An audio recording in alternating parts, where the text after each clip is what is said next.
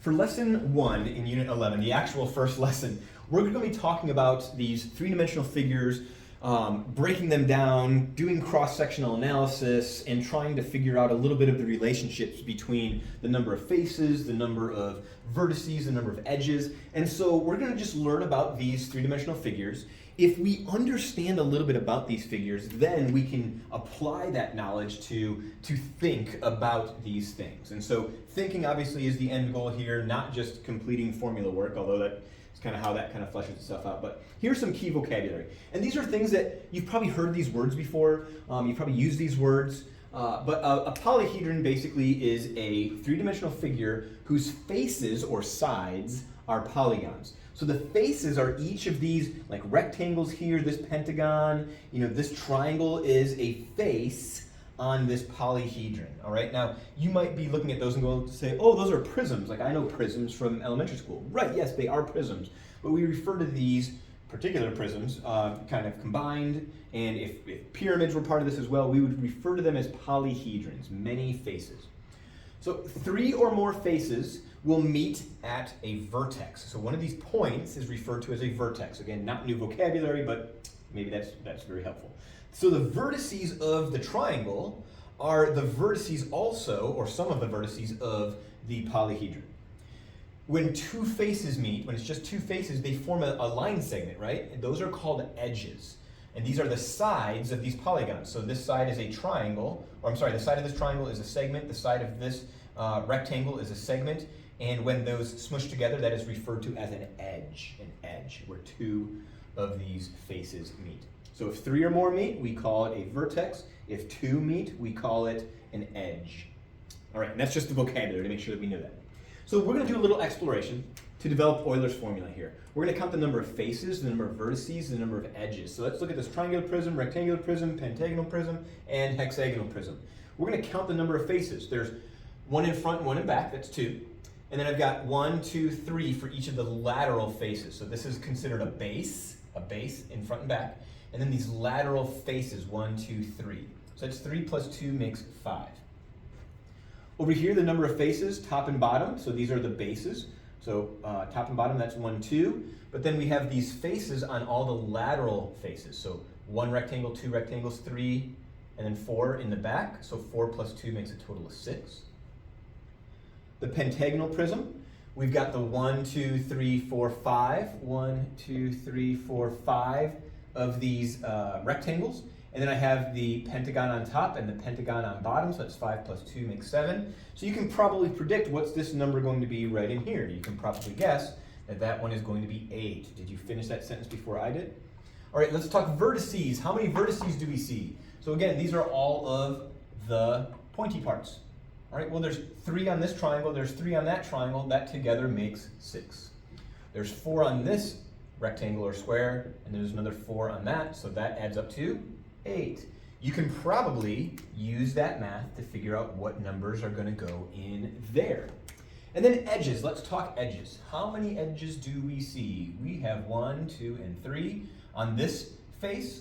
We've got 1, 2, and 3 on that base. So that is 3 and 3 makes 6. And then there's 1 to connect each of the base's corners. So I've got 6, 7, 8, 9. Over here we've got these 4 and these 4. So that's 4 plus 4 makes 8. But then I have 9, 10, 11, 12.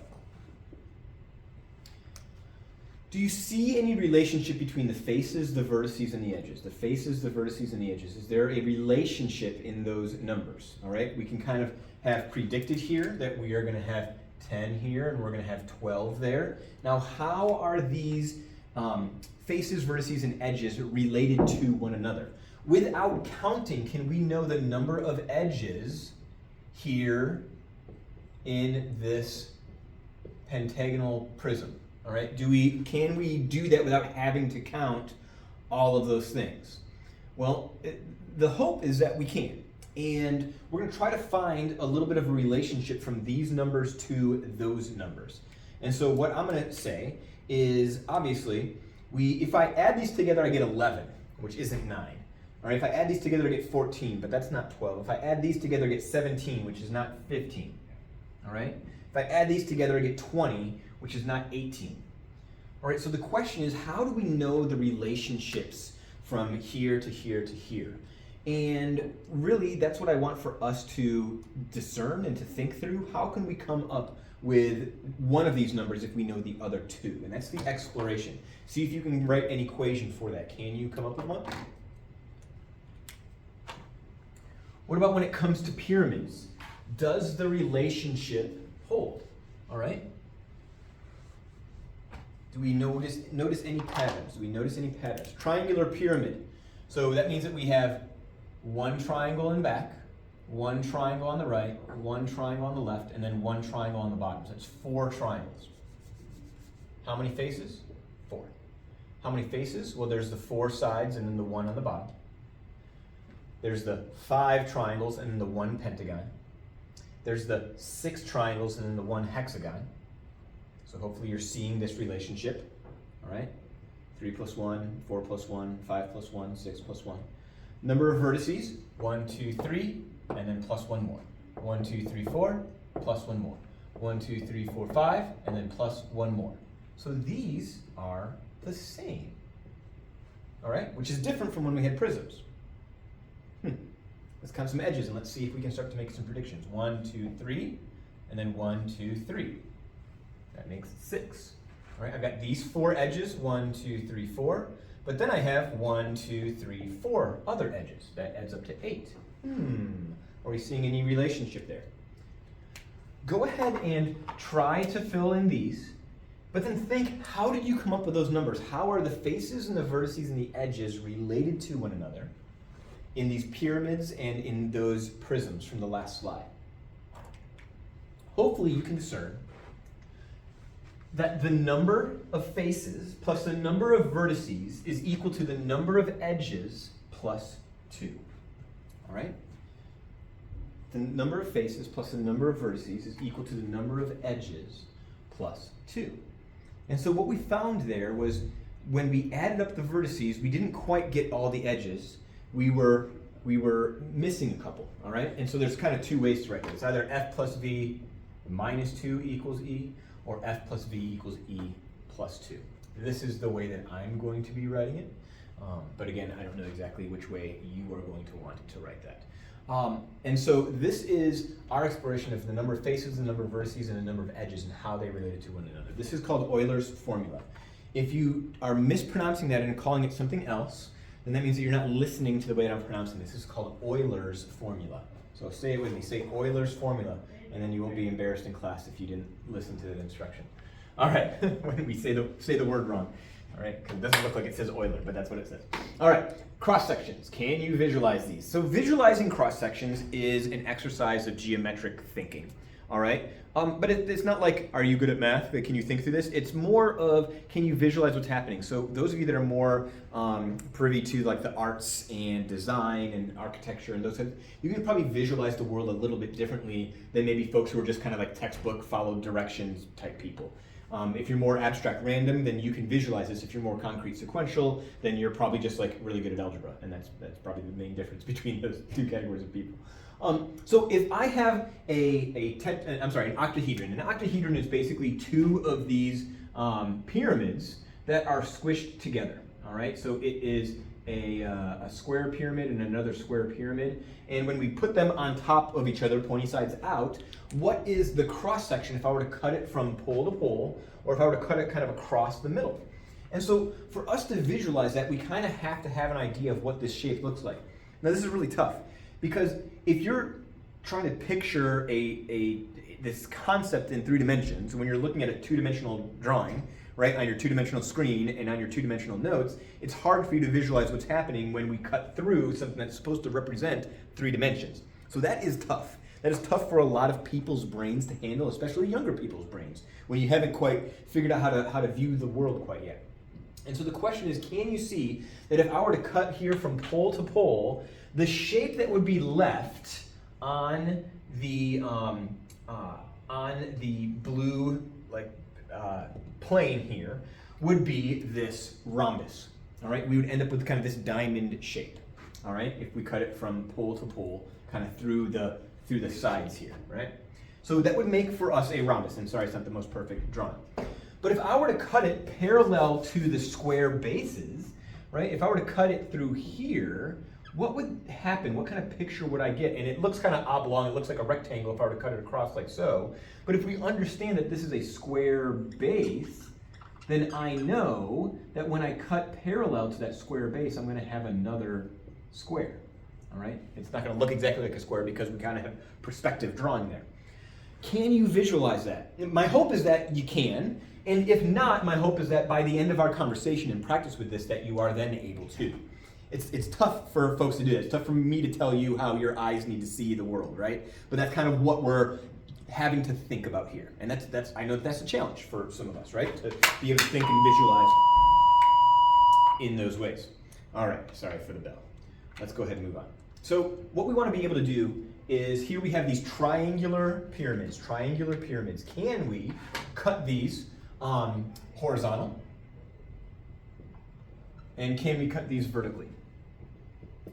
So if I'm going to cut this horizontal and I'm going to cut it kind of through here, what shape does that make? Well, if I'm cutting it across and parallel to the bottom of the pyramid here, the base of the pyramid, I'm going to make a triangle. All right? If I cut this through the center of this side and then through this vertex here, it's going to make kind of an awkward shape that is also a triangle. So kind of depending on how we approach that, it might cut differently at different times. What if I cut it through this side right here? Well, that would also make a triangle that then kind of faces us. The question is, how can we visualize how these cuts are made, either horizontally or vertically? Are we cutting through the side? Are we cutting through the vertex? What if I cut it this direction here? What would that cut? All right, if I cut it vertically this way, then that is going to make what looks kind of like a trapezoid, right? If I cut it vertically this way, that's going to look a little bit funny. And so, let's go ahead and write trapezoid. Now, I don't know if you can visualize that very well, and I didn't draw it very well, but the question is, can we, if I cut through here and then straight down, it's going to go that direction, and then across here. Now, obviously, this is drawn at kind of a funky angle, and so that kind of changes the way that we visualize it, but if I'm cutting through there, it's going to cut out this kind of trapezoidal shape for us. It's very interesting, and something that we obviously want to be able to consider while we're trying to explore and understand these three-dimensional figures. All right, one of the last things that I want to talk about is rotation. If we rotate a triangle through space, what happens? All right, take a look at this situation. If I rotate a triangle through space along its altitude, then what it should do is it should make for us, if it's spun through space enough times, we should start to see the shape of a cone emit. Think about when you look at your ceiling fan and it's spinning around and it makes this it makes a circle. It's just these little line segments, right, that are kind of pointing in different directions, and when they spin, they carve out a circle. What is happening when we spin a triangle through space? Well, if I were to rotate that around enough times, it's going to look like a cone, which is kind of neat to think about. But depending on which way I rotate it, it's going to change the way that that new shape looks. So for example, if I spin this triangle along this line of symmetry BD, it is going to make a cone. Right? This would make a cone. Right? If I were to spin this around, this would go this way, this point would go that way, and then on the other side, these would come around, these would come around, these would come around. So all these connections would make this kind of circular shape, and so then it's going to look like a cone. All right? But if I were to rotate it along its edge, if I were to flip it kind of this direction, it could look kind of like a two-headed cone. Now that might be a little bit confusing to think about. Can you try to draw that? Try to draw a two-headed cone rotated along this edge. Here's what I'll do. I'll draw this reflected, but remember it's spinning. So even though I drew it reflected, imagine that it's spinning and that this is coming this direction. What is that going to look like to you if you were to spin that in space? You can even do this on your own at home. You can take like a straw and you can tape to it a piece of paper cut into a triangle, and you can spin it around that edge and see what kind of shape it will make for you. Being able to visualize this is just an exercise in a little bit of left-brainedness, okay? And I know it's a little bit of a challenge for us. You might be like, this is not like computational math. I thought this was going to be a heavy formula chapter, and it is. We're going to do lots of formula work, but Here, I wanted to make sure that we can visualize what it is that we are working with and talking about. Let me know what questions you have.